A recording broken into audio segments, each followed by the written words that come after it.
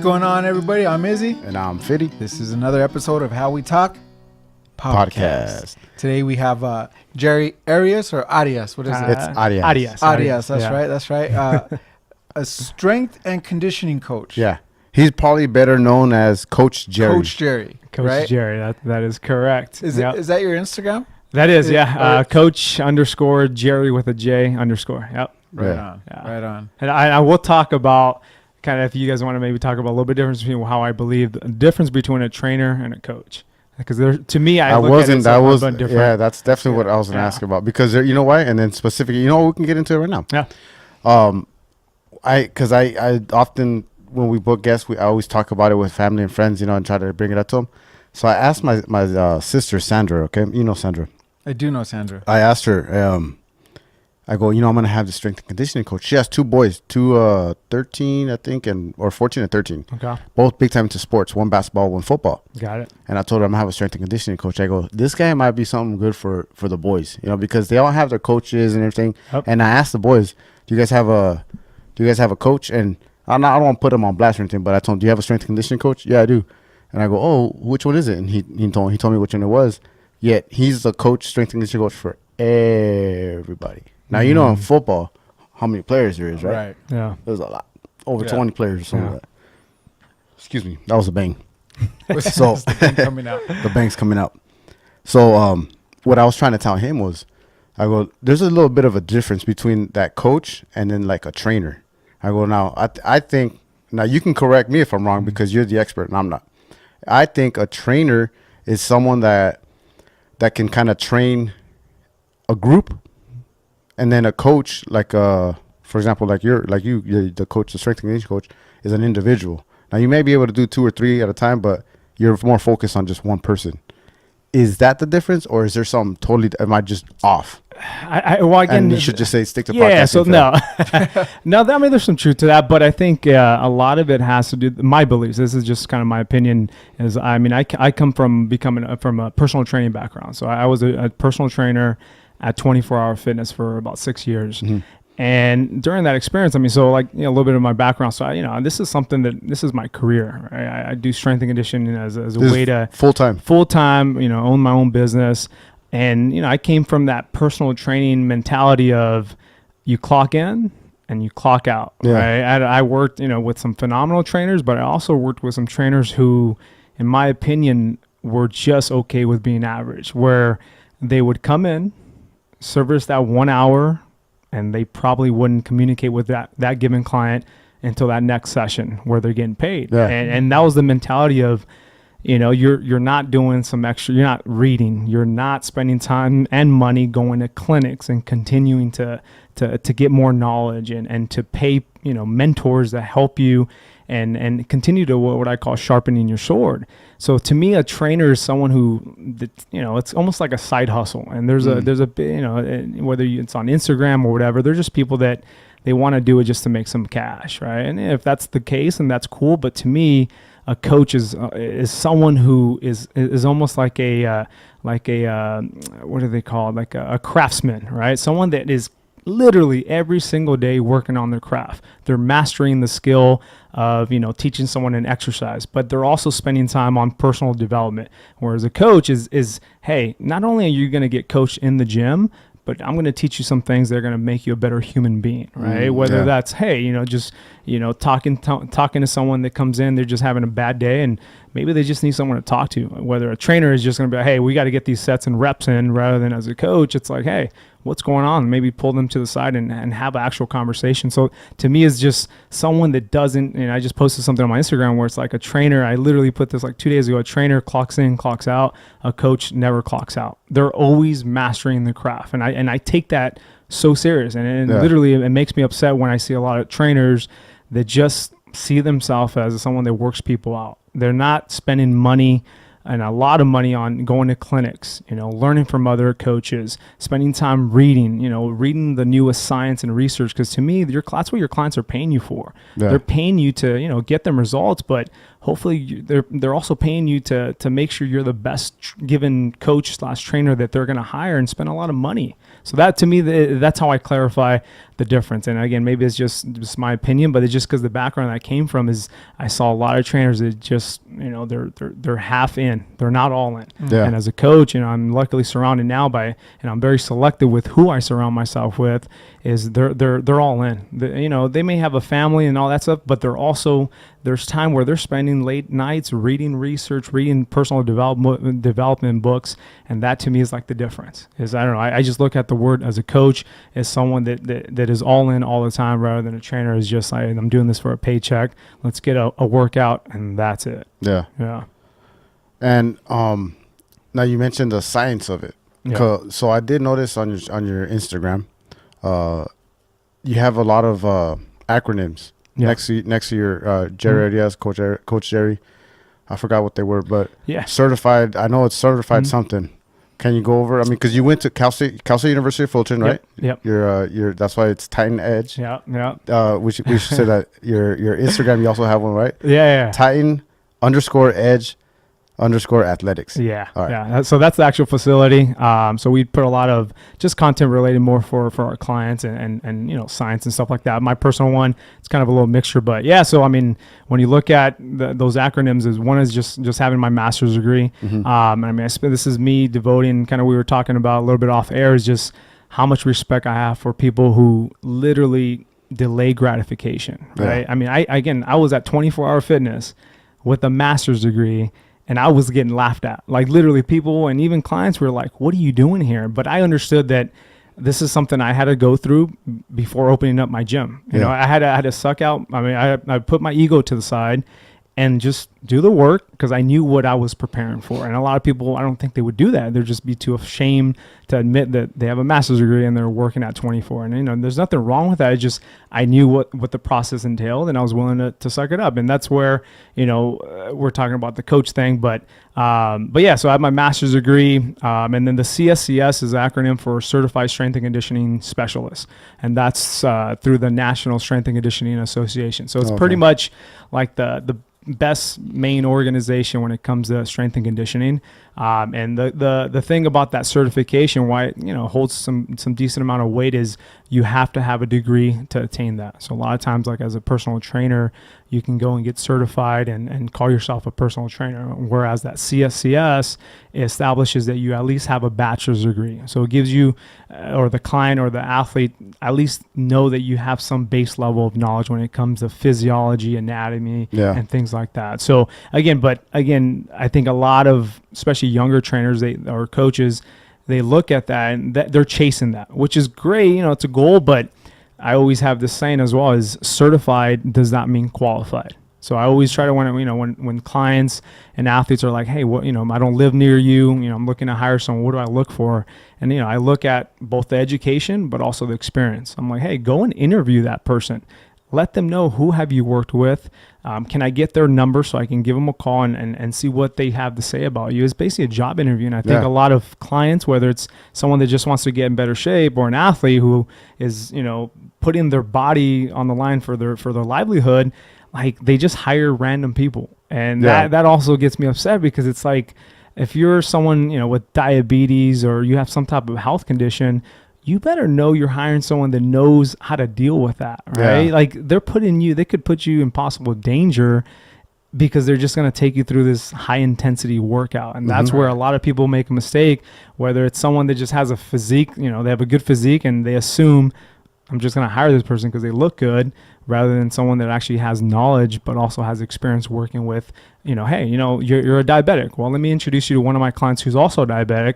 She can tell you about, how we went around about this process. And that's another mistake is, all right, certified trainer. Anyone can pretty much get that. Yeah. Interview them. And that's why I tell my clients all the time, I'm like, hey, if I'm telling you that I want you to do this exercise, or even worse is like this supplement, people take a lot of supplements just because their trainer tells them to, they never question them. Like, I want my clients to tell me, why am I doing this squat? Why am I taking this protein shake? If I can't answer that question, you should fire me. Yeah. Right. And it's just like when I go to my doctor, he gives me a medication. I'm going to tell him, all right, why am I taking this? Why are you giving me this amount? Right. If you can answer that, cool. But if he's just like, take it, I'm probably going to find another doctor. Right. And I think a lot of people just don't go through that process of interviewing this person that you're going to trust with your body. Yeah. Just because they have, X amount of followers on Instagram, or they just, they have this discount, 50% off program, but and that's a mistake a lot of people make. Yeah. And that's one of the reasons why we're glad that you're on here and explaining to us, because us, especially as Latinos, we do take that word of mouth like it's word, it's like how these young kids are saying now, it's Bible. That's what they're saying, right? Did I get that one right? I don't know. Come on, man. You gotta give me that one. I'll give it to you. I think these kids say that now. Oh, that's Bible. That's Bible. I saw it on the Kardashian show, so it's gotta be true. Gotta be true. Gotta be true. Yeah. Okay. Yeah. It might have been 3 years ago, but whatever. But they do. They take word of mouth like it's Bible. So if your tia Pancha is working out with Julio, then guess who's gonna train you? Julio. But Julio don't know shit, right? But here's the worst part is, you guys remember Herbalife, right? Oh, yeah. Like, you remember that stuff, right? Remember, it's still around. Well, here's the thing. You see the green and orange sheets everywhere. So literally 2 days ago, this past Thursday, I'm sitting in my facility, and this Latina walks in, right? And she's giving me this postcard about her supplements, right? Yeah. And I was just, all right, I'm going to be open, see what she has to say. Right. And I just questioned her about some, this protein. She had no idea. She was just making things up. This is me. I know exactly what I'm talking about. Right. And she was just telling me what her boss told her to say. Right. It's all scripted. And here's the scary part is she's going to go out there. She's not going to sell me, but she's going to sell a lot of other people off these coffee beans that burn so many calories. And it's sad because it's like you're literally taking people's vulnerability you're taking them for their money, right? Yeah. And that's the whole message behind why I like doing these is just hopefully somebody's watching, and it doesn't mean you shouldn't take supplements. It just means know why you're taking them and go to a source that knows. It doesn't mean just go on Google. Actually go to a source that actually knows what they're talking about, right? Yeah. And that's all it is make sure you're not just saying yes because they know this person or their Instagram, whatever. Just question them. If they can't give you a good answer, like move on, right? If not, there's just so many myths out there that people just take for granted, or they take it as Bible. As Bible. Exactly. As Bible. You just brought up the beans, right? The coffee beans. Yeah. I know someone, right, that's pretty close to me that purchased some of those, and it's not like just like I bought a bag and I'm gonna try them out. It's a subscription. Okay. Yep. So I was trying to look into it and nowadays you can find anything on the internet and you think, oh, what's on the internet, it's true. It's not, right? 90% of the time it's not true. So everything is positive about these beans that I'm looking at. So I'm not looking at the right area. So I would have to talk to a specialist and ask them your own personal opinion. What are these coffee beans? Yeah. So and that lady that came in, she was selling the beans as well. They're supposed to be these like coffee bean extracts. And even here's another even like pretty sickening example, right? So one of these, so I work with boxers, and maybe about 6 months ago, I'm at the hotel in Ontario, and I'm sitting eating. This lady, one of the workers, one of the servers that works there, she came to us and she saw that I was drinking, I think like a Starbucks espresso or whatever. And she's like, oh, what are you drinking that for? Oh, I just need a little energy. So, hey, like I have something for you. I'm like, okay. Same thing. She busts out this little pamphlet and here's what she said. And I'm not even joking. She's like, hey, and she didn't know I was a trainer or anything like that, right? She's like, hey, if you take these are going to help with the weight loss.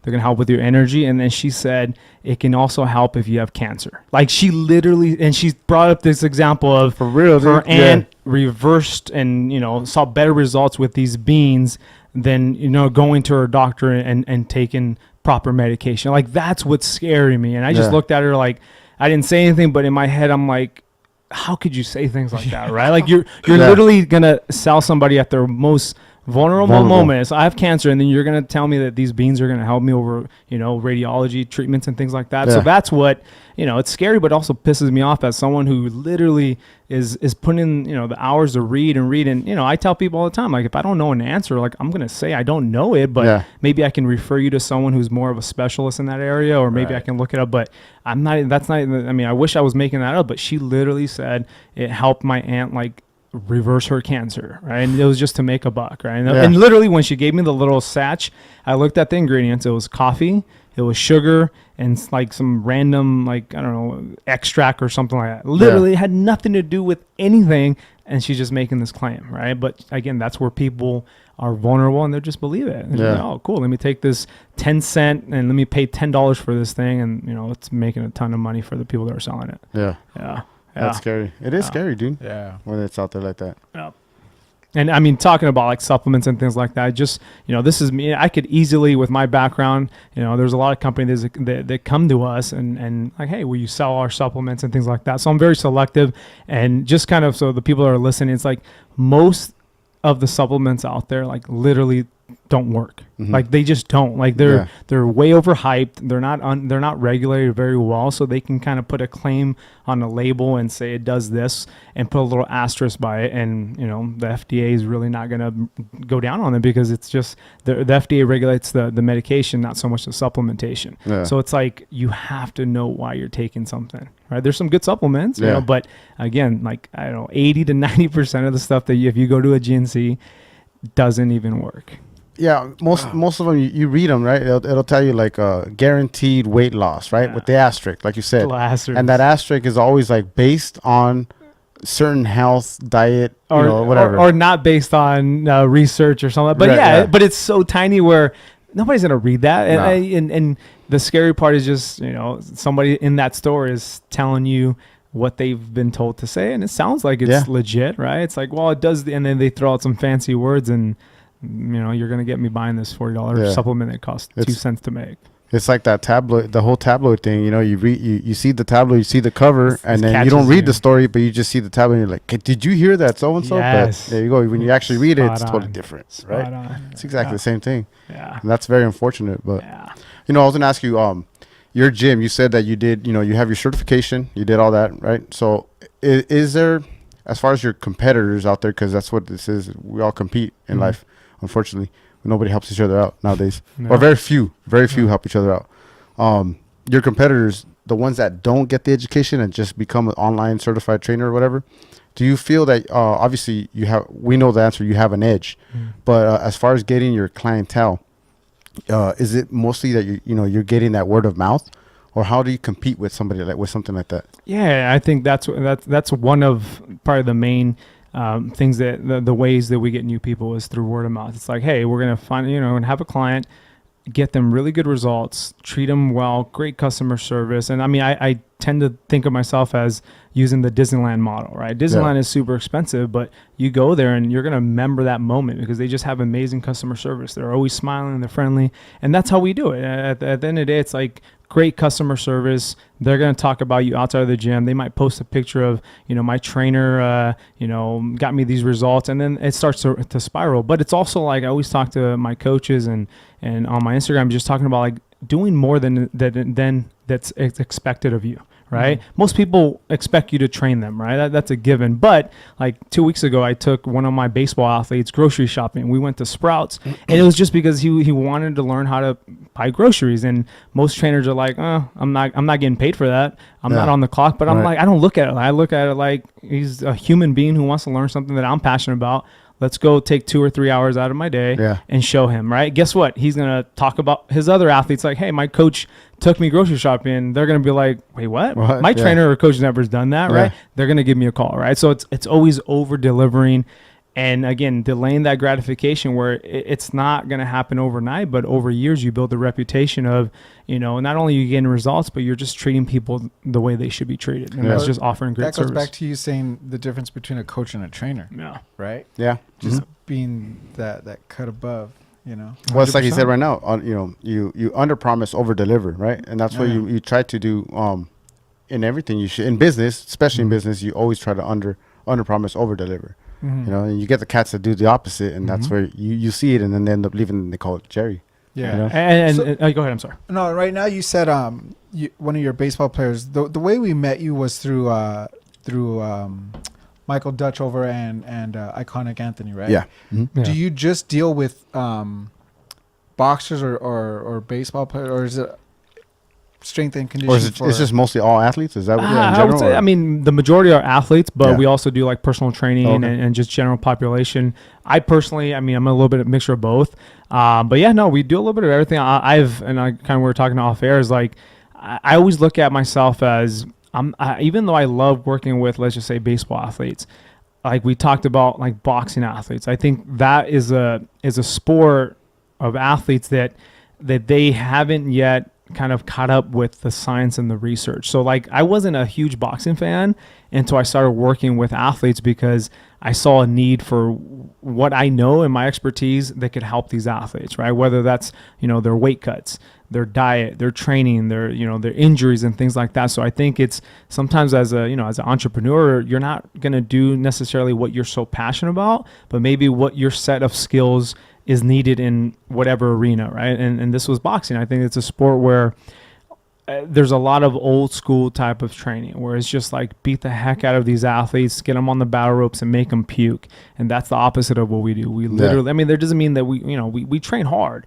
but it's like some days if they just got done sparring 11 rounds, I don't want them walking in my gym and hit them again with another dose of stress. Mm-hmm. Guess what? It's not going to hurt that same day, but tomorrow, the next day, they're going to be hurting. And guess what? They're going to go into that sparring session sore, overtrained, and they're going to get beat up. And now it's not helping their sport. So I always look at my role on the team as I'm a small piece of that puzzle. And I think that's where, kind of going back to the coach and the trainer, is like, I know my role. My role is to make sure they don't get injured, help them in any way, whether it's speed, their power, whatever. And I'm always going to be getting that constant communication with their head coach and their boxing trainer. Yeah. And I think that's where a lot of trainers, they want to do what they think is right rather than what that actual athlete needs. Sometimes the athlete might just need to come in and do some warm-ups and maybe some mobility and hit the brakes a little bit, right? Because if I beat them up and get them super sore, and then they go into the ring the next day on their sparring session, they get beat up. Not only can they get hurt, but their boxing coach is going to be pissed. Because it's like, what the heck did you guys do where his footwork is super slow? He's not moving well. Now I did a disservice. Now I'm not doing my job anymore. I'm trying to think of what I think is right rather than taking some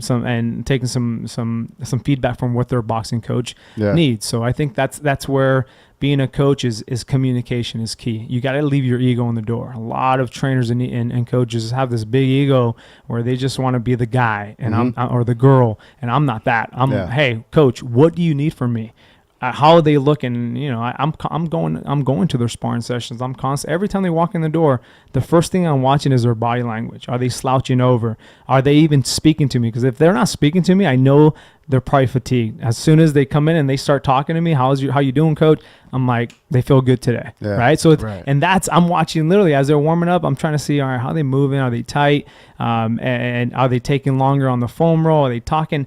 All that stuff is giving me information. Now, that doesn't mean I'm going to, necessarily go light and let them know that I'm going light, because as a boxing athlete, these guys always want to work hard. Yeah. And if I tell them, hey, we're going to take it light today, they know I'm not going to be ready for my fight. I want to go. So I won't even say anything, but I'm going to adjust that workout, do a few other things instead of what I had planned, but they won't even know about it. Right. So it's being able to adjust and not having so rigid of a schedule where if I'm working with an Olympic athlete, I know I got 4 years, as opposed to boxing. These guys are training every day. Their fight states change, their weight, all that. So there's so many things where you can have the perfect plan, but you got to be able to adjust that plan when needed. And sometimes it's on a daily basis. Yeah. Yeah.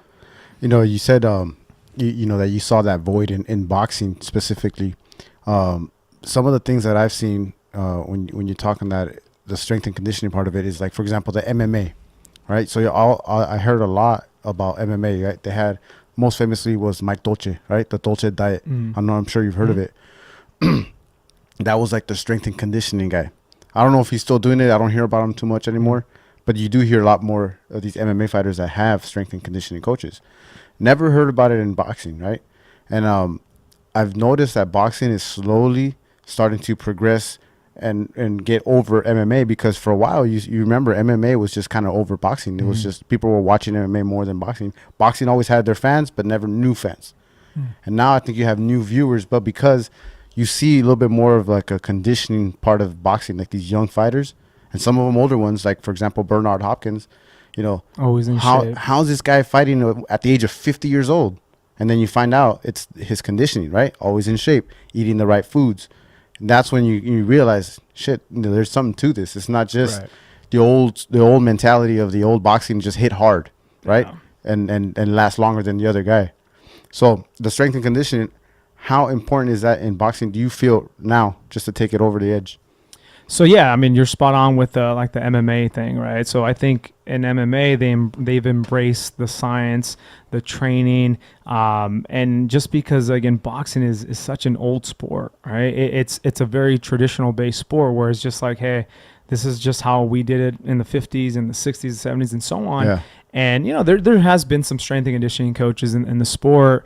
However, it's just, and again, this is where, like, every time I get approached by an athlete, it's always earning the trust. I think that's the first thing. Like, before I even throw out all my credentials, they don't care. They want to know, because if you look at someone like Canelo, like, he's had the same team since he was 10 years old, whatever. Right. His same coach, same trainer, the same circle around him, because it's all about loyalty a lot of times in the sport, right? I mean, there's always people that leave and things like that, but I think a lot of it just has to do with the trust factor. They need to know that you're in it for the fighter, not for your own set of interests. Because there have been some strength coaches who've had some egos, and they've talked bad about certain teams, and that some teams don't want that. They don't want to mess up that culture within the team. Mm-hmm. So it's my job is to earn that trust. So I'm always in the beginning like, coach, what do you need from me? And then I'm going to make sure they know that I'm there during their training, during their sparring. I'm all in with them.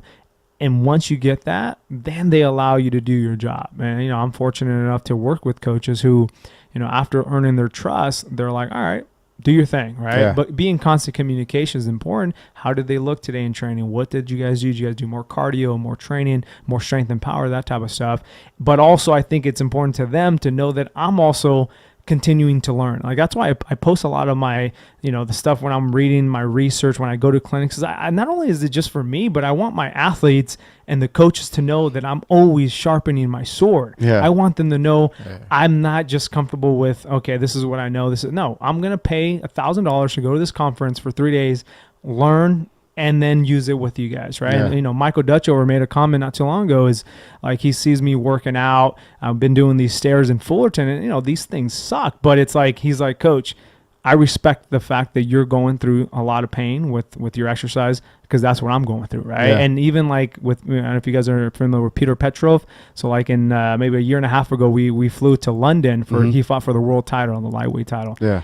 And like, I was fairly new to the team, maybe about 6 months in. And we got there a few days before the weigh-ins, and he had to cut some weight. So he's like, hey, I'm going to go down to the gym and run on the treadmill. Yeah. I changed. I could have, it was like, 9 p.m. I could have went to bed, went around the city. I changed, went down to the gym, hopped on that treadmill with him. I started working out, because to me, it's like, if he's going to suffer, I'm going to suffer with him. Yeah. If he's on a diet, I got a diet. So and that's how you earn the trust, especially in the sport of boxing, where it's just, they're very tight knit. It's a tight knit community. They got to know that you're in it for the right reason. So it's like, whatever I can do to prove to them I'm all in, I'm going to do it. And that's where, luckily I have a good group of athletes and coaches who have taken me in. And, I never take that for granted. The moment that I'm like, all right, I got this. Like now I'm going to, try to promote myself and other stuff. Then that's probably when I'm going to, get kicked off the team. And that's where a lot of coaches need to know it's not about you. You're taking a back seat. Don't try to think this is about you and take the star. No, it's not. And when they want to, repost and do all this and promote you, that's cool. But if they don't, like, they've hired you for a certain reason, get them the result, take a back seat. Mm-hmm. Yeah. It's funny you say that about the stairs, because I do follow you on Instagram and watch see your story, and notice you post a lot of stuff, and I use it as a inspiring. It's motivation for me too, like along with other people that I follow too. But yours specifically, you had one on where it's like don't make excuses, right? You have challenges, and everyone's gonna have them, and you got to work through them. Like, you had a guy that you had on your Instagram on your story, and it was a dude that was DJing at a park. Yep. And he had like a little his little small little setup that he had, but he was just plugged in because I think he said he had no power anywhere else or something like that. No. Or he's just a hustler. Yeah. So I'm running these stairs in Fuller. It was a Sunday, right? Yeah. Sunday evening. I'm running, and there's maybe 10 people and other people exercising. So I'm running, and I go down, and these stairs are pretty high, right? So I see this young kid, maybe 21 years old, at the bottom. He has 2 big speakers. He has a little DJ set up. He's jamming. I mean, just jamming out. And I looked at him, and I was just like, I'm just gonna go find out who he is, right? So I go up to him. I was like, hey man, like, what's this all about? He's like, well, I'm trying to become a DJ, and I'm out here just kind of learning my craft. And I was like, wow. And I was like, hey, is it cool if I give you a little shout out on Instagram? And I was just it struck me that he walked down these huge stairs with these big old speakers on a Sunday where 21-year-old kid, you're out at the beach, you're hanging out. He's willing to, and nobody's even listening to him. He's just jamming out, but he's working on his craft. He's literally trying to figure out what's the best sound. And then I asked him, like, what are you doing out here? He's like, hey man, there's people out here exercising with their headphones. One of my goals is to make them take off their headphones and listen to my music. And guess what? That's gonna get more. Guess he's gonna give out business cards. And it was just like he didn't make an excuse that he's young, doesn't have the money. He's just gonna go and do the work and try. Maybe nobody even sees him, but at least he's practicing. Maybe on a certain type 2 songs, he's trying to mix it. So when I told him, I was like, hey, all this practice that you're doing, when you get that phone call where maybe it's a big account that wants you to DJ, you're going to have so many reps, you're going to crush it, right? Yeah. And, it might be 5 years from now, but he'll remember those days. And a lot of people might look at him, let's just say he's in Vegas, he's the DJ, big name. They won't ever know what he had to go through to get to there, right? Yeah. And that's where, it's and when you talk about making excuses, it's just like taking ownership. Yeah. If you're not willing to put in the work, you can't complain. Nope. You really can. And that's where, even you guys, like starting this podcast, like I respect this. Like I respect a lot of people won't take the risk of, investing financially. This is not cheap. No. This equipment is expensive. Yeah. And, you're taking the time out of not spending time with your family to do all these things, and the editing, all this takes time. And, who knows, maybe one day you guys are, with this popular sports team, right? Let's just say the Dodgers call you up and say, hey, we've heard about you guys. All the people are going to say you're lucky. Man, you're lucky to be able to work for the Dodgers. And you're going to be like, nah, ain't no luck, right? Yeah. You didn't see the time that we spent years in this garage with spending money on equipment, while all your buddies are out doing whatever they're doing. So that's what I respect. I respect when people say, oh, you're lucky to be able to work with these boxers. I'm like, you have no idea. Yeah. There is no luck, work, right? Yeah. Like, people don't know. And that's why when I saw that kid, I'm like, you know what? And he literally messaged me like, hey, you just made my day. Like, and it was just, cool. He inspired me, and hopefully it gets him to even work a little harder, because someone did it for me. And I know that feeling of when somebody recognizes your hard work, it feels good, because it's like, maybe you think nobody's watching, but somebody's always watching. Yeah. I saw a post, and it said something like, I've worked X amount of years, 15, 17 years to become an overnight success. Yeah. I mean? Yeah. And that's the thing that people don't see. No, it's true, man. Just to segue a little bit off of the no excuses and everything, and then your story, you posted another one about an intern.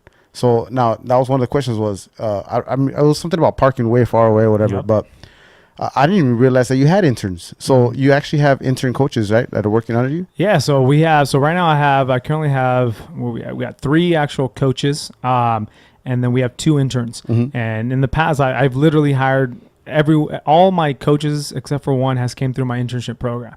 And it's just a way, there's 2 things with the internships is when I was younger, I went through internships, and I've had great experiences, but I've also had bad experiences. When I say bad experiences, it just means I knew that, I had to clean, I had to do all the grunt work, but at the end of the day, like, I wanted to learn how to become a better coach, and that coach didn't use me. He didn't let me do anything, as opposed to another internship. They gave me the power, let me make mistakes, and it helped me grow as a coach. So now it's like, and I have mentors, and they always tell me, I'm like, hey, they mentor me, whether it's business or coach. I'm like, how can I pay you back? And every single one of them has said, don't pay me financially, just pay it forward. Help someone else what I did for you, help them. Yeah. So it's a way for interns to come in, and literally, I don't just use them to clean. Like, they're literally coaching. They're making mistakes. I give them projects, because whether they get hired with me or somewhere else, they're always going to be a reflection of me. So if they go and get hired for the Lakers, they're going to be like, hey, like, damn, where'd you come from? They came from Titan Edge. And it's just that I'm building. If I can do that for one or two coaches, and other coaches are doing that, our industry is going to change. We're not just going to be the Instagram people who have 1 million followers with a 6-pack. No, now people are going to be like, no, you're not a coach. You're just a trainer, right? Coaches are someone who have gone through internships, learned from other people who have more experience. But yeah, interns also give me an ability to get to know who they are. So if I do want to hire them, I basically ask our clients and our athletes, I'm like, hey, what do you think of this intern? And they give us great feedback. Either they're like, nah, you shouldn't hire them, or they're like, yeah, you need to hire them. Yeah. And then I bring them on. But going along that story that I posted is like, so, we have a parking lot at the facility. And one of my rules is like, don't park in the parking lot, because it's only for clients, right?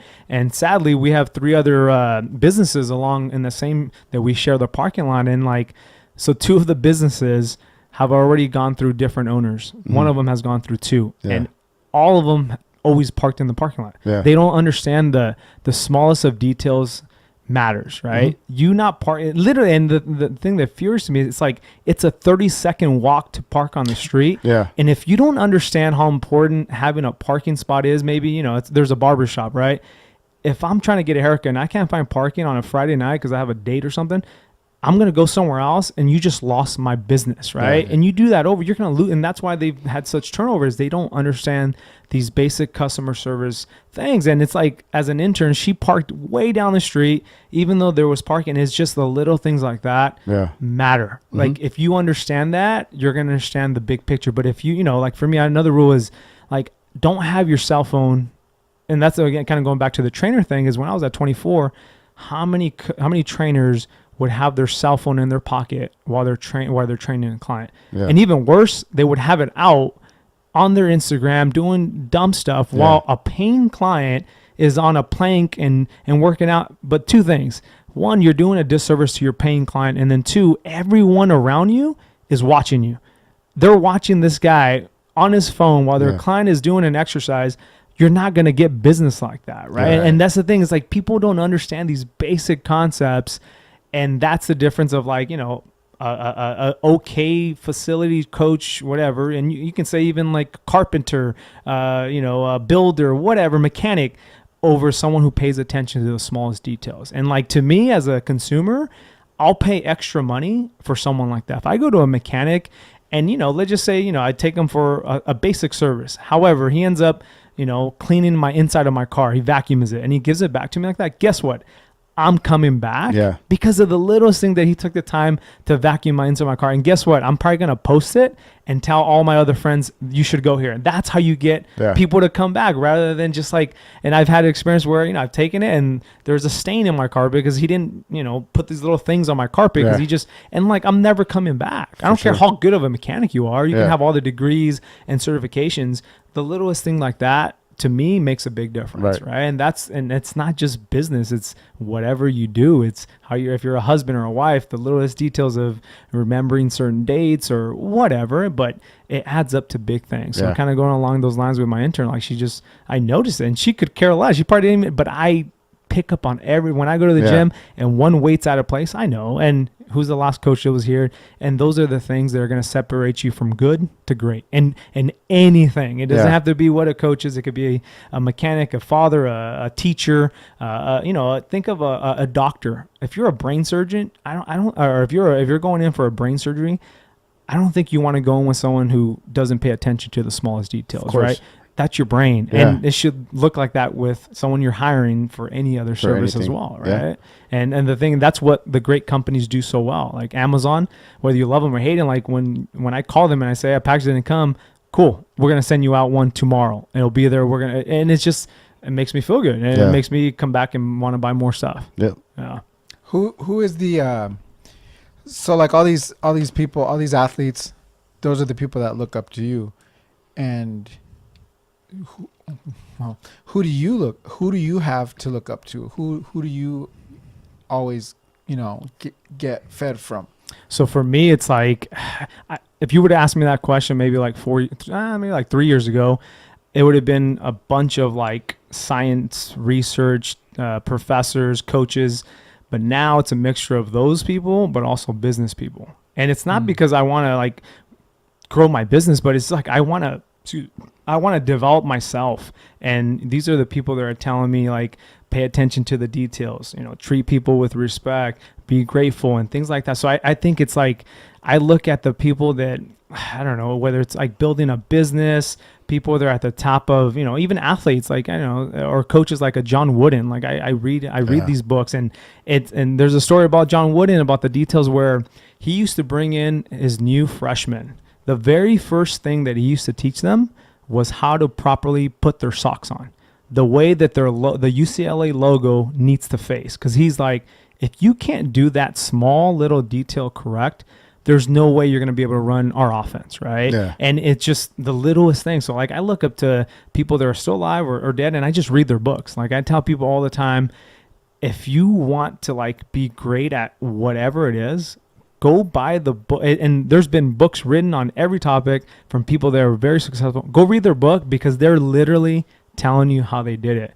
But most people don't want to like take the time to actually read the book or even spend the money, because it's $30. I'm like, really? Like $30 can literally change your life. Yeah. And you're not willing to do it. So that's why I don't have sympathy for people that just don't want to do the work. Yeah. But yeah, so I mean, it's hard to give you like specific names, but I have anyone, like, I mean, there's athletes that like a Kobe Bryant. Like I wasn't a huge Kobe Bryant fan from like a basketball perspective. I was a Laker hater, but I respected him so much because his work ethic. He wasn't okay with like even being close to average. And the thing is, he held his teammates accountable. I mean, there's a story, you can talk to that guy, Jay Williams, I think it was. He one day he was playing against Kobe Bryant, and Jay Williams was out on the court before the game was starting. He was just kind of warming up, right? And Kobe was on the other side warming up. And literally, he's like, I was looking over, and Kobe was like breaking a sweat like if it was a game. He was reps. And Jay was like, man, how long is he going to be out here for? Because it was like 30 minutes before the game.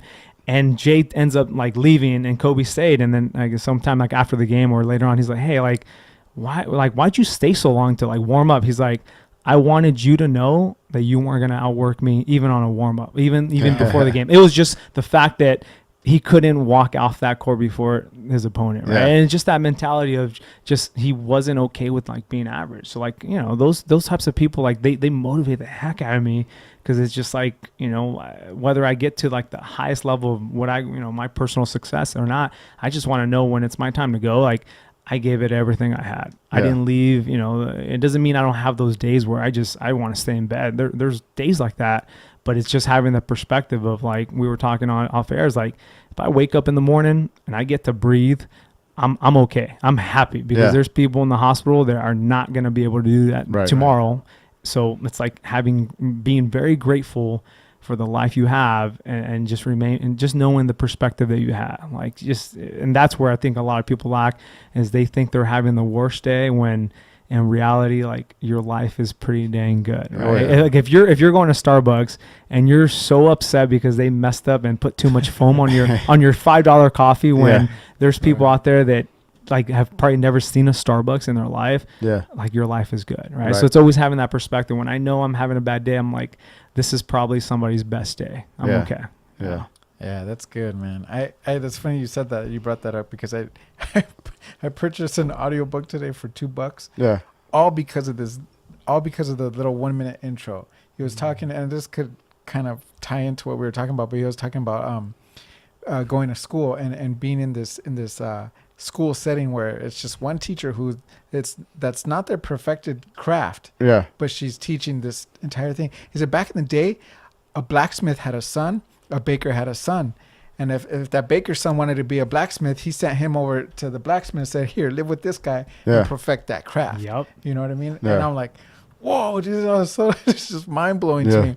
And it made me think about my son. And I'm like, yeah, well, he's got to be in school. I got to go to school, because that's what's they're doing now. But if he wants to be something later on in life, it's like, go live with that blacksmith. You Yeah. know what I mean? Yeah. To perfect and hone in that craft. But yeah, so audiobooks, it's we like we said, we are talking about off air about working out. We got into this. Me personally, and I know him too, like it's something changed in my mindset. I never used to work out, never was at the gym. Dude, I'm at the gym every day. I'm going I'm going to the gym after this. Like it's just something switched, you know. So getting this audiobook, I'm like, man, these things are gonna help me just Your perspective, right? perspective. Crazy. Mm-hmm. It's crazy. I mean, it does change you. And like you said, you know, I know we started this podcast, we got right into it, but we didn't even talk about you know, you said change.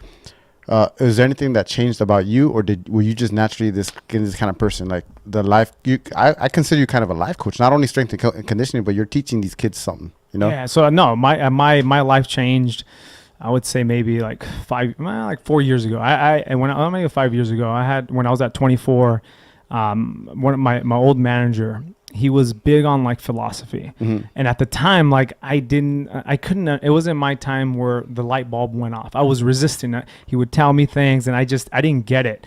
And looking back, and we're still friends, I'm like I understand why he instead of being my boss, he was trying to be like my mentor. Yeah. And at the time I had an ego. I had a big ego where I thought I was the smartest person. I knew everything. I had a degree. And I wasn't humble, and I wasn't ready to receive that message. And a few things happened where I got clarity.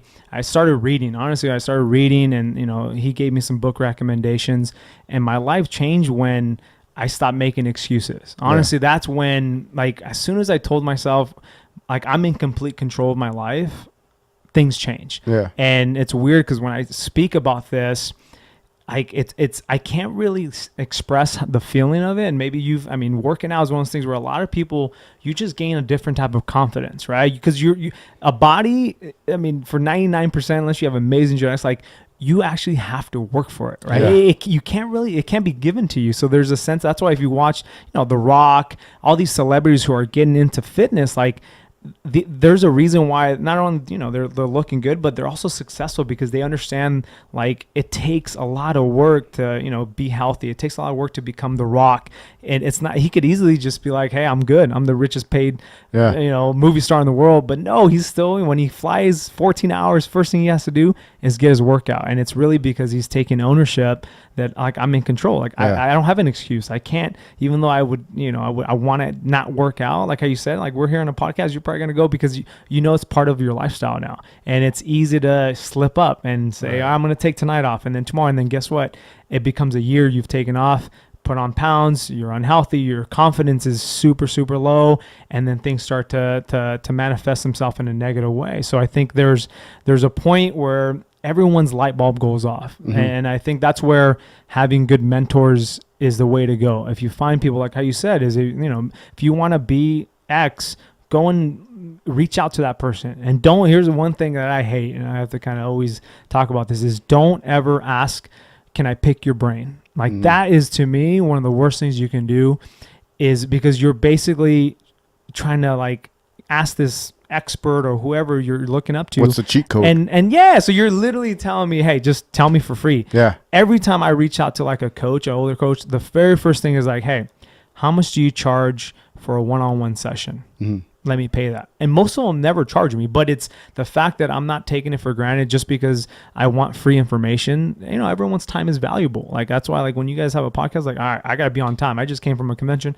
I got to leave early because it's my reputation. Yeah. I respect your guys' time and things like that. So I would say find mentors, because if you find the best mentors, they're literally going to steer you in the right direction. Maybe you're not ready to receive that message, because sometimes somebody's telling you something and you're just like, I don't get it, right? And it's okay. Like, you're not going to get it until something happens and then something flips. And for me, it was a few little things that happened in my life where it snowballed, and then my life was completely different. And a lot of it had to do with just stop making excuses. Right. Whether it's like, and it's not like I had all these excuses, just I kept blaming certain circumstances, you know, I'm you know, my nationality, my family, things like that. And I'm like, you know what? That's actually not true. Like, if I want to open up a business, I should be able to. Now, what are the steps? Who do you need to talk to? Yeah. What do you have to learn about business? And once that started happening, I mean, again, it didn't fix all my problems. I still had a lot of things going on, but it just, I took complete ownership, and then I became a person where I controlled my own life. Yeah. And when I speak to other people who are not in that same mindset, like, I don't get mad, because I'm like, I know what you're thinking, because I was there. I know that what I'm telling you right now doesn't really make sense, but at some point you'll be ready to receive it. And sometimes it's just when you get a little older, you get, I'm 32, and you just have more life experiences. You meet more people. You get away from just the people that you grew up with. And that's another thing that I always talk about, is like, you got to surround yourself with people who are the people that you want to be like, whether that's financial, whether it's just positive people, right? And getting rid of those negative, toxic people in your life. Yeah. And I think that's where, and it's not that, I still hang out with my high school buddies and things like that, but it's just a matter of, as you get older, you branch out a little bit. You start reaching out to other people, you meet them through conferences or whatever, professional environments. And then you start thinking like, man, like, that person's just like me, and they're successful. Why can't I? I can't. And then you reach out to them, and they're just like, yeah, like, I used to think like that. Here's what you need to do. And most of them are like, read these books, reach out to these other people, pay the money to go to their conferences, their clinics, network with them. And then you start seeing a little bit of success.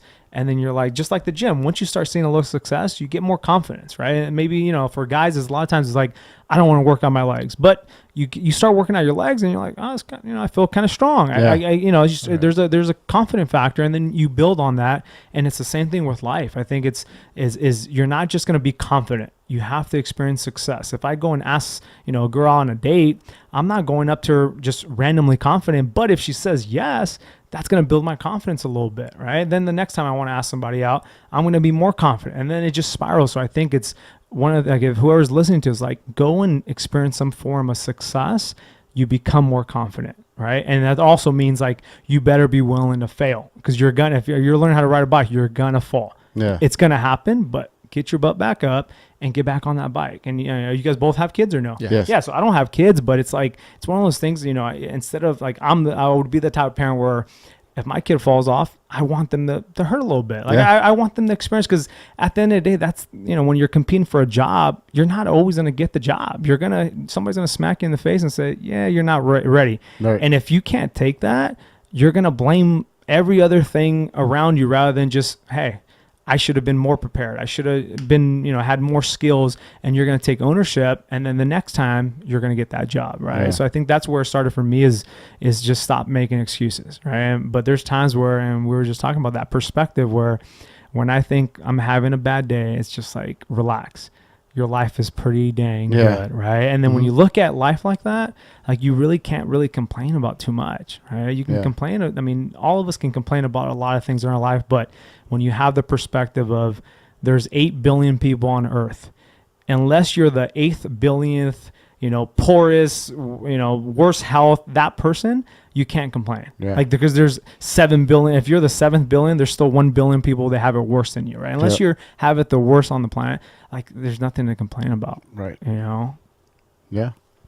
Damn, I couldn't have said it better. Yeah. I wanted to talk about a podcast. Just because you mentioned that you were thinking of starting one. Yeah, so I'm actually I'm recording some episodes. So one of my goals is like, I want to get a few episodes in the books, just so if something comes up, so I want to be consistent with doing it once a week. Yeah. Man, just hearing you talk right now, how you said, I couldn't have said it better, dude. I think that's a cool platform for you to get into. Yeah, and I think that's where, like, to me, it's inspiring other people who haven't yet kind of had that light bulb moment. And it becomes an addiction. Like, literally, when I speak to people on like my story and how things, even if they look at me like, I just don't get it, I'm like, at some point you will. Right. And hopefully my goal is to get it to light up a little bit faster. And that's Yeah. where it's like, and also like, you know, with the podcast, one of my goals, like I work with amazing clients, and one of my clients, he's like, he teaches people how to speak on stage, how to, you know, he's a body language person. Like I learn from him, and I want to bring guests like that in where, one, they're super positive, right? I think there's just a lot of negativity out and about, and that's all we hear. And it's like, you got to bring, and that's where like I'm very selective with who I surround myself with. But I think the podcast is going to allow me to bring those types of people on and let them tell their story about when was your light bulb moment, right? And you know, there's going to be a mixture of like science. I do want to talk about, you know, busting fitness myths and things like that, because there's some knowledge that I think that I have that I want to share and make sure people understand so they're not taking advantage. But a lot of it is just how to become a better human being. Like how do we think differently, Right. and not let it, you know, my circumstances limit my ability to do whatever you want, right? And I think, you know, I'm very fortunate to literally wake up and like love what I do. Yeah. And it's sad to hear that people are like, I hate my job, or I hate my marriage, I hate my ex, and they think like they can't do nothing about it. And you know, like, look, I'm not married, but I know it's a really tough process. However, it's like time, like you can't get that back, right? And you know, I also, like, one of my goals is to go and volunteer like at an older person's home, and I literally just want to learn from them. Like I want to ask a 85-year-old person, like, hey, like, you know, what do you regret in your life? What do you look back on your life and wish you have done more? And it's because like I want to learn from them. Like I want them to tell me like, hey, like you should travel more. And that's another thing. Like I didn't take any vacations until I was 28, because I thought traveling was like the dumbest thing ever. I thought I lived in I was in this bubble where I'm just like, traveling is just it's an expense, right? Yeah. Until my brother literally forced me to go to Europe, and it changed my life because it just gave me a different perspective. I got to be around a totally different culture. I went to Germany, and, you know, I had this misconception of what a German is. And then, you know, it's midnight. Me and my brother are at this train station, can't understand anything, and this German comes up to us and just kind of helps us because we looked lost. And it's just like, wow, like pretty nice person, right? And it's just, you know, it's one of those things where it's just like, I don't know, I have this appetite for like growing, and whether it's, you know, learning about the business, learning about more science, or just learning about learning from older people who have had more experiences, and making sure when I'm on my deathbed, like I just look back and I'm like, hey, this was a fun ride. I used every ounce of horsepower out of this body. It's time for me to go, right? As opposed to looking back and I wish I would have traveled. I wish I would have got out of that relationship that I was never happy about. Things like that, and you know, and you're at the end of the day, it's your decision, right? I can't force someone to do something, but if I can inspire them to at least think differently, then hopefully it makes them at least, you know, take a second look at what they're unhappy about and know that you can change that. Yeah. As opposed to just sitting on the sidelines and letting time fly, because you can't get time back. You can get everything else back, but you can't get time back. Well, it's like you said, at the end of it, at the end of the game, that's what it is. It's the end of the game, right? So there's nothing going back. You can't get anything back because that's it. It's the end, right? Yep. So it's what you made of it from now to then, you know? So I don't want to say, to kind of wrap this up again right here, but I don't want to say what's your end game, but it's just more of like your goal, your journey. I know that, you have a long life ahead of you, and you strike me as a person that's never going to stop learning. Yeah. You know, you're probably going to just keep get at 80 years old, you're probably still going to try to figure out how to learn something, right? Yeah. What is your journey? Other than the podcast, because so I don't know. I think what motivates me is like, so I look at that. I have this potential, right? I look at my life as, all right, I have this I don't know, a balloon or whatever you want to call it. There's this potential.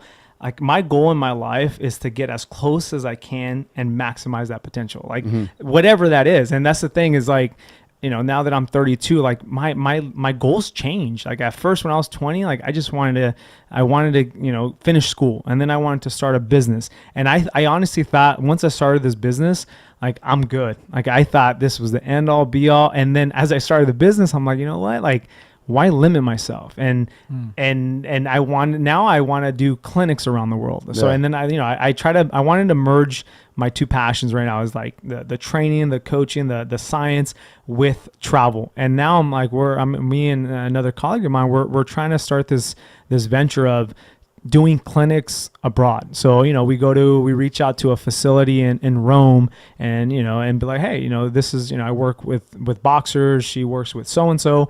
We'll come out there and give a clinic, and then we get to travel. So and that's the crazy part is I think I speak to younger people. I'm like, hey, I know your goals are what you think they are, but don't be afraid if they change. They evolve because you start liking other things. And that's kind of my message to people is don't be afraid to change. I just posted something where people fear change because it's like a disruption, whether it's change drastically getting out of, a marriage or a relationship, or just a small change of waking up a little earlier to go to the gym. People are scared, but they don't know what's behind that curtain. There's success there. There's happiness. There's and people are, a lot of it has to do with their ego. They don't want to be judged by other people. And a lot of times they're scared to fail. They don't want to change because if they wake up early and they go to the gym and they don't see results, they think that was a failure rather than thinking, hey, it's going to take some time. You're going to have days where you don't want to come out of bed and not work out. And you just got to do it. And then at some point you're going to get the success that you've busted your butt for. But I think it's that's the message is the end game is to give other people the mentality of what people have given to me. And it's just keep learning, keep growing. Don't be okay with just, the knowledge you have. Don't be okay with your health. Don't be okay with, try to become the best parent, become the best doctor, whatever it is. And that inspires me. When I see people that are they truly believe there's no limitation, that's the end goal for me, where I'm just, and that's the thing is I don't plan my life out, what's my 5-year goal, 10-year goal, because I used to do that because I had this plan where I'm like, all right, I get to this age, I'm going to have this. And then it's as you get older, you're just like, dude, this is complete BS because it doesn't work out like that. Things come up. You have a death in the family. You get a certain disease thrown on you. You lose a job. You got to be able to adapt. So I think it's my end goal is just hey, whatever is going to make me happy, I'm going to do it. And that's, I've come to the realization where I just don't care what other people think.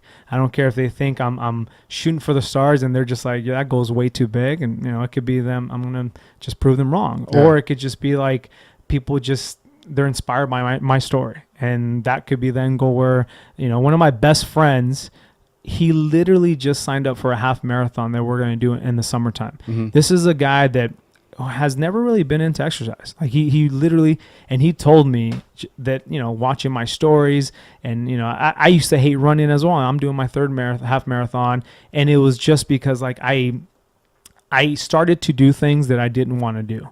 I started to run when I thought I hated running. And then guess what? Literally as I speak right now, I enjoy running. And it was just because I had this mentality of, I thought I hated it. And then I actually did pretty good. And then I did better. And then I started getting good at it. And then now I actually enjoy cardio. And so inspired him to do his, and he, he was super scared, but he took a risk. And I told him, I'm like, look, you may think you're doing it for the little medal that you're going to get at the end, but that's not what's going to change your life. What's going to change your life is the process. Is you're going to start running. You're going to have a lot of setbacks. You're going to hate it. But at the end of the day, when you do commit and you invest in it and then you finish it, it's not about that little medal. You're going to look back and be like, man, I did something that I thought I could never do. And other people probably thought I could never do. Yeah. And you did it. And I'm not like, look, even though it's just a half marathon, that mentality of being able to do something you thought you never going to do is going to translate into other things. Yeah. That's going to be, you're going to, you're as a parent, he has 3 kids now, and he's going to become a better parent because that mentality of, I could always be a better parent and I can do other things, and then his job and so on. So I think that's kind of the end goal is to get more stories like that and inspire people where they're taking off the limitations of their abilities and not being afraid to care what other people are going to think about them, because it's scary right now with social media. There's a lot of you're getting judged if you, and let's just say, and I have, I work with clients, and what saddens me is I work with females, moms, and they come to me and they're like, Jerry, other parents are judging me because 1, I'm spending money on a personal trainer, and 2, I'm going to the gym at 6:00, and they're getting judged because they're not at home cooking or spending time. And it's just the fact that you're doing something about your health and something that makes you happy, you're getting judged, right? Like that scares me. Yeah. That scares the fact that, if you don't take care of yourself, how are you supposed to take care of your kids, right? If you're unhealthy, how are you supposed to take care of your kids? And that's what's scary is, there's people that are just like, keyboard warriors where you post something and they're just going to talk some smack, but it's like, you got to get over that. Like you just have to, like, the fact that, and I follow this guy, you guys know Gary Vaynerchuk. Yeah. Yeah. So I follow him and he always talks about like the fact that if somebody actually took the time, to watch your video, watch your podcast, to troll you, and took the time to actually type something in and say something to me, like, you should take that as a compliment Yeah. and actually feel bad for them. The fact that they actually went through that whole process and then actually write you a negative comment, right? But Yeah. I get it. It's hard. It's hard to, because we all want to kind of satisfy everyone. And that's another thing where it's just like, you're not always going to make everyone happy. And you should do what makes you happy. And it's a lot harder said than done. Like, I get it. But once you have the realization that you could do it, like, it's a game changer. It's a life changer. Yeah. It really is. Yeah. Yeah. Well, I'll tell you what, man. I'm going to be honest. Go ahead. Going into the podcast, I didn't know what we were going to talk about. And you had mentioned, I may not have sparked that light bulb, but I turned it up a little bit. Yeah. I'm going to tell you right now, you definitely have done that for me. Nice. And it's just crazy, dude. Oh yeah. Crazy because I've in the past 3 months, I've been inspired, but now it's just brighter. You Yeah. know, but man, Thanks for sharing that, though, man. That pumps me up. Yeah, Like, literally, yeah, that little conversation is like, dang, something so small. Where I the first time I met you guys, and it's just that's how it rolls, though. That literally this little instant is gonna make me inspired to maybe reach out to another person and be like, hey, you should watch this, and then they might hear you say that, and then it inspires, and that's how it happens, though. That's what he said. If we just hit one person, Just one person, you know, one person, It's that's worth it. it's worth it because it's a snowball effect. Yeah, definitely. It But picks up man, steam. I wanna wish you luck on your endeavors. The podcast, just because we're podcasters, I can't wait, man. Yeah. You have just not only you speak it very well, like, because you have a passion about it and you could tell. Yeah. But it's just so eloquent the way you put everything and you put all your words together. I could never do that. I always struggle through the podcast. I saw we have that quote, take a shot. But I can't wait for that podcast. And Cool, man. You already said you're starting it, so that's awesome, man. Yeah, we're gonna keep you accountable. Yeah. And again, before I get out of here, thank you guys for allowing me to come here. I think, and again, we had this conversation, but it's just like, everyone out there listening to this podcast, like, I don't think you all understand what these two guys and maybe other people that are involved as well, even your families, like your families are a part of this, because literally this is time that you're taking away, but it's like, you guys are willing to take that little bit of a risk, and actually a big risk, and, invest in this thing. So it's like, I think the people that truly appreciate what you guys do get it, right? And the ones that just kind of, maybe they like it just because they know you guys, but it's the people like that they see the process happening, and maybe down the road this turns into something bigger. Yeah, like, you two will know what it took to get there. And this is not like, I don't know. When I walked in, I'm just like, the fact that you guys right away, it's like, hey, what can I get you guys? What, they started asking about, who I am, and paying attention to the details. I think it's something that I highly respect. I notice that stuff. And I think the people that think like us also notice that stuff. So again, I thank you guys for having me to come on, and definitely would love to come back down the road and do this again. Yeah. Hey, we'll appreciate and the I work. definitely have some guests that I would love to have you guys reach out to. I think they can bring a lot more value as well too. Awesome. Yeah. Thank you for your time, Dre. Cool. Thank you. Yeah, thank you very much. And again, this is Fitty. I'm Izzy, man. And this is How We Talk.